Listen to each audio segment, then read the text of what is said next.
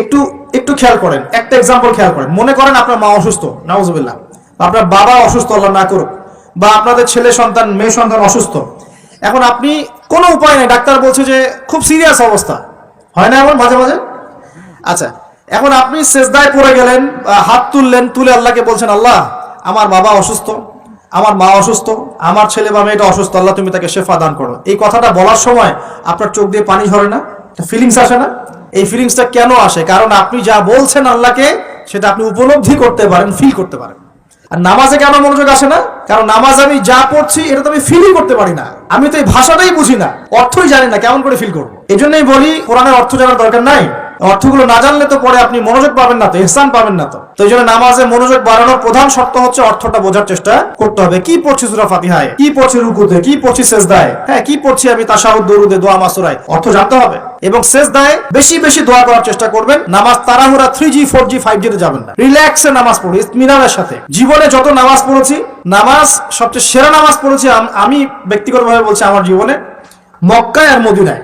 নামাজ পড়লে দেখবেন মনে হবে যে আপনি মানে অন্য একটা জগতে চলে গেছেন। মাশাআল্লাহ, এত চমৎকার তিলাওয়াত, এত খুশু খুশু, বিনয়, নম্রতা, রিল্যাক্স, ধীর স্থির ভাবে 2 রাকাত ফজরের নামাজ পড়াচ্ছে, মাশাআল্লাহ 15 মিনিট 20 মিনিট সময় লাগে, এবং তিলাওয়াত হচ্ছে, চোখ দিয়ে পানি না ঝরে যাবেই না। কারণ আপনি ফিল করবেন এই যে মদিনায় আমি দাঁড়িয়ে নামাজ পড়ছি, এখানেই তো কোরআন নাজিল হয়েছে। এই যে মক্কায় নামাজ পড়ছি, এখানেই কোরআন নাজিল হয়েছে, এই আয়াতগুলো এখানেই নাজিল হয়েছে। ফিল করতে হবে। তো এখন নামাজ যারা পড়াই, আমরা ইমাম সাহেব আছি, আমি রিকোয়েস্ট করবো যে নামাজটাকে একটু রিল্যাক্সের সাথে, খুশু খুজুর সাথে পড়াই। আমি জানি মুসল্লিরা এখন খুব ব্যস্ত, ইমাম সাহেব লম্বা করতে চাইলে মুসল্লি এসে ডিস্টার্ব করা শুরু করে, নাকি ইমাম সাহেব আপনার কি কাজ নাই, এত লম্বা করেন কেন? প্রিয় ভাইরা, দুনিয়াতে কেন এসেছি বলেন তো?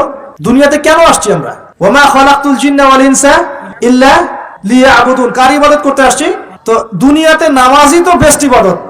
এই ইবাদত করতে এত সময় হচ্ছে না, তাহলে দুনিয়াতে আসলাম কেন ভাই? দুনিয়া থেকে আমি শুধু বউ বাচ্চা, সন্তান সন্ততি আর ব্যবসা বাণিজ্য করতে আসছি? আল্লাহ পাক তো পাঠিয়েছেনই আমাকে ইবাদত করার জন্য, তাহলে আমি ইবাদতে এত তাড়াহুড়া কেন? রিল্যাক্স থাকেন, আল্লাহ পাক তৌফিক দান করুন। এইভাবে 5 ওয়াক্ত নামাজ পড়বেন, আল্লাহ পাক তৌফিক এনায়েত করুন। আর নামাজের কিছু বাহ্যিক মাসআলা আছে, এই মাসআলাগুলোকে নিয়ে কিছু ইখতিলাফ চলে আসছে দীর্ঘদিন থেকে। এই ইখতিলাফগুলোতে গিয়ে উম্মাহকে বিভক্ত করবেন না আল্লাহর ওয়াস্তে। যে যেটার উপর আমল করছেন আল্লাহর ওয়াস্তে করেন, কিন্তু এক ভাই আরেক ভাইয়ের সাথে গোশত কামড়া কামড়ি করেন। কথা কি বুঝতে পারছেন? এগুলো ইখতিলাফি মাসআলা, ফিকহি মাসআলা, উলামায়ে কেরামের মধ্যে ইখতিলাফ দীর্ঘদিন থেকে ছিল, থাকবে। যে যার মতো আমল করছেন, করতে থাকেন। যেটা আপনার কাছে বেশি সহি মনে হচ্ছে, যেটা আপনার কাছে বেশি গ্রহণযোগ্য দলিল মনে হচ্ছে, আপনি সেটার উপর আমল করেন, কোনো সমস্যা নাই। কিন্তু এই ইস্যুগুলোকে কেন্দ্র করে, মসজিদগুলোকে ভাগ করে করে উম্মাহকে বিভক্ত করেন না। এতে কাফের, মুশরিক, মুনাফিকরা হাসে আমাদেরকে দেখে, ওরা আমাদেরকে দেখে হাসে, দেখো কি জাতি, কি কি বিষয় নিয়ে উম্মাহকে বিভক্ত করে নিজেরাই আপসে বিভক্ত হয়ে গেছে। একটা বিভক্ত জাতিকে শাসন করা সহজ না ঐক্যবদ্ধ জাতিকে শাসন করা সহজ? বলেন। এখন আমরা তো বিভক্ত না ঐক্যবদ্ধ? সুবহানাল্লাহ, কাফের মুশরিকদের মধ্যে যদি 100টার মধ্যে 90টা বিষয়ে দ্বিমত থাকে, একটা বিষয় ঐক্যমত যে মুসলিমদের সাথে, মুসলিমদেরকে ডমিনেট করতে হবে, মুসলিমদেরকে মানে ডিঙ্গিয়ে উপরে যেতে হবে, ওরা একমত, মাশাআল্লাহ, ওরা ঐক্যবদ্ধ। আর আমাদের মধ্যে যদি দেখেন আপনি যে 90টা বিষয় আমরা একমত, এই 4টা 5টা 6টা বিষয় আমরা দ্বিমত, ওই কয়েকটা বিষয় যথেষ্ট উম্মাহকে বিভক্ত করে ফেলার জন্য। তাহলে আমরা নিশ্চয়ই দূরদর্শিতা সম্পন্ন জাতি হলাম। আল্লাহ পাক জানি না আমাদের কবে বোধোদয় দিবেন। আর দোয়া করি আল্লাহ পাক এমন প্রজন্ম যেন নিয়ে আসেন যারা স্মার্ট হয়, বিচক্ষণ হয়, উম্মাহকে ঐক্যবদ্ধ করতে পারে। আমিন। যদি আমাদের দ্বারা না হয়, না হোক, আল্লাহ পাক এমন প্রজন্ম নিয়ে আসুক যে এই প্রজন্ম আল্লাহ রাব্বুল আলামিনের জমিনে উম্মাহকে ঐক্যবদ্ধ করে উম্মাহকে এগিয়ে নিয়ে যাবে ইনশাআল্লাহ। বিশ্বাস করেন, নবী সাল্লাল্লাহু আলাইহি ওয়াসাল্লাম যদি সারা জীবন বলতেন সুবহানাল্লাহ পড়লে এত নেকি হয়, আলহামদুলিল্লাহ পড়লে এত নেকি হয়, আল্লাহু আকবার পড়লে এত নেকি হয়, কোনো সমস্যা হওয়ার কথা ছিল না। নবী সাল্লাল্লাহু আলাইহি ওয়াসাল্লামকে প্রস্তাব দেওয়া হচ্ছে, তুমি যে আল্লাহর ইবাদত করো, সেই আল্লাহর ইবাদত আমরা করব, পাশাপাশি আমরা আমাদের লাত উজ্জা মানাতেরও ইবাদত করব। হবে কি?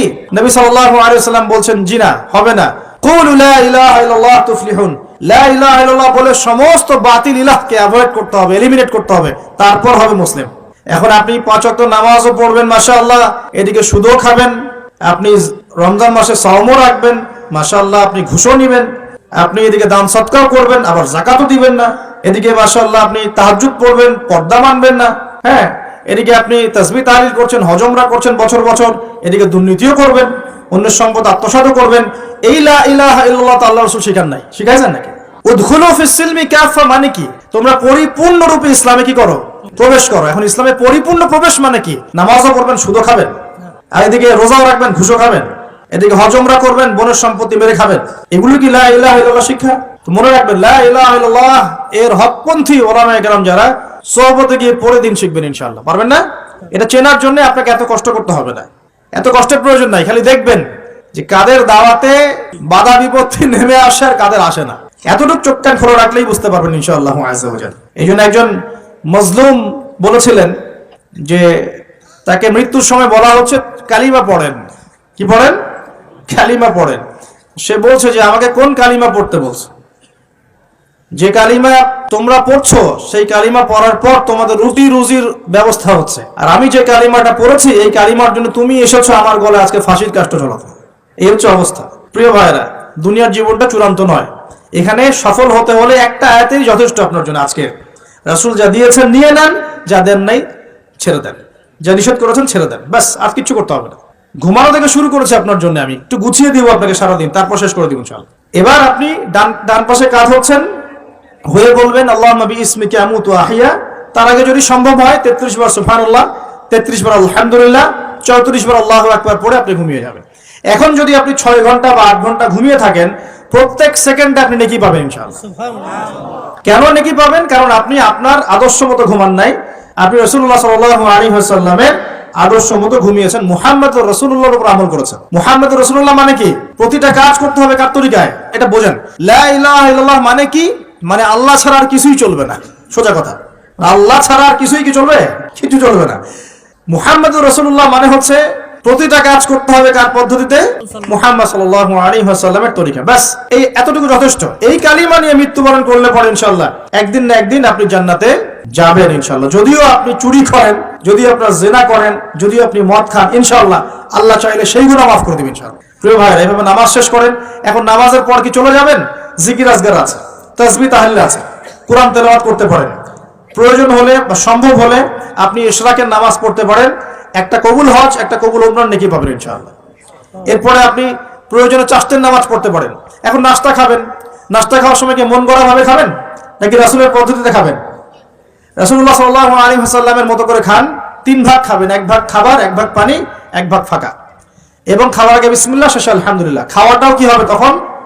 ইবাদত। এভাবে আপনি পড়াশোনা করবেন। এরপরে স্কুলে যাবেন বা কলেজে যাবেন বা বিশ্ববিদ্যালয়ে যাবেন বা আপনার চাকরি ক্ষেত্রে যাবেন, ব্যবসা ক্ষেত্রে যাবেন, বিভিন্ন জন বিভিন্ন জায়গায় চলে যাব আমরা। এখন কি নামাজ তো পড়লাম রাসূলের মতো, তাহাজ্জুদ পড়লাম রাসূলের মতো, ওযু ইস্তেঞ্জা খাবার খেলাম রাসূলের মতো। এখন কি আমি অর্থনৈতিক জীবনে গিয়ে রাসূলের খেলাফ চলবো? আমি কি শিক্ষা ক্ষেত্রে গিয়ে রাসূলের খেলাফ চলবো? আমি কি পরিবারে এসে এখন রাসূলের আদর্শের বিরুদ্ধে চলবো? তাহলে কি আমি পরিপূর্ণ মুসলিম হতে পারবো? তাহলে সমাধান কি? ব্যবসা করতে গিয়েছেন, এখানে ব্যবসার সুন্নত আছে। মাপে কম দিতে পারবেন না, পণ্যে ভেজাল মিশাতে পারবেন না, কাউকে ঠকাতে পারবেন না, ঠিক আছে? মজুদদারি করতে পারবেন না, আপনি কৃত্রিম সংকট তৈরি করতে পারবেন না। ব্যবসার মূলনীতি মেনে চলবেন, ইনশাআল্লাহ আপনি এখানেও নেকি পাবেন ইনশাআল্লাহ। বরং সৎ ব্যবসায়ী হলে পরে আপনি নবীদের সাথে হাসর করতে পারবেন ইনশাআল্লাহ তাআলা। চাকরি করতে গিয়েছেন, এখন কি ফাঁকি দিবেন কাজে? এখন কি ঘুষ দিবেন? এখানে কি আপনি সুদ খাবেন? এখানে কি আপনি দুর্নীতি করবেন? এখানে আপনার চয়েস। আপনি যদি করেন ক্ষতিগ্রস্ত হবেন। ইবাদত বন্দেগীর জীবনে আপনি মুসলিম হলেও এই ক্ষেত্রে কিন্তু আপনি পরিপূর্ণ মুসলিম হতে পারছেন না। আবার যদি সমাজে যান, এখানে কি আপনি গিয়ে মন গড়া সব কাজ করবেন, মন গড়া বিধান প্রয়োগ করবেন? এটা কিন্তু আপনার চয়েস। কিন্তু যদি আপনি করে ফেলেন, তাহলে ওই ক্ষেত্রে আপনি পরিপূর্ণ মুসলিম হতে পারলেন না। এভাবে জীবনের প্রত্যেকটা ক্ষেত্রে যদি আমরা রাসূলের আদর্শ মেনে চলি, অটোমেটিকলি সমাজে শান্তি, শৃঙ্খলা, স্থিতিশীলতা চলে আসবে ইনশাআল্লাহ। এবং শুধুমাত্র যুব সমাজ নয়, আমাদের প্রবীণরা, মা বোনরা, আমাদের আগামী প্রজন্ম এবং চলমান যে প্রজন্ম চলছে, সকলেই উপকৃত হবে ইনশাআল্লাহ আযজা ওয়া জাল। আজকের এই একটা আয়াত জাস্ট আমি তেলাওয়াত করেছি, ওটা আমি ক্ষুদ্র জ্ঞানে ব্যাখ্যা করার চেষ্টা করলাম। রাসূলুল্লাহ সাল্লাল্লাহু আলাইহি ওয়াসাল্লাম যা যা দিয়েছেন সমস্ত সুন্নতগুলোকে আমল করার চেষ্টা করতে হবে। আল্লাহ পাক তৌফিক দান করুন, আমিন। একই সাথে নবী সাল্লাল্লাহু আলাইহি ওয়াসাল্লাম যত কিছু নিষেধ করেছেন সমস্ত নিষেধগুলোকেও বর্জন করতে হবে ইনশাআল্লাহ। আল্লাহ পাক তৌফিক এনায়েত করুন। আপনি সুন্নত মানছেন ঠিক আছে, কিন্তু শিরক ছাড়ছেন না, চলবে না। বেদাত ছাড়ছেন না, চলবে না। হারাম রিজিক ছাড়ছেন না, চলবে না। সুদ ঘুষ ছাড়ছেন না, এটা চলবে না। অন্যের হক নষ্ট করছেন, চলবে না। যদি পরিপূর্ণ সাফল্য পেতে চাই, তাহলে কিতাবের পূর্ণ অংশের উপর আমল করার চেষ্টা করতে হবে। এক অংশ মানবো, এক অংশ মানবো না, এই মুনাফিকি খাসলত ত্যাগ করতে হবে। আল্লাহ সবাইকে তৌফিক এনায়েত করুন, আমিন।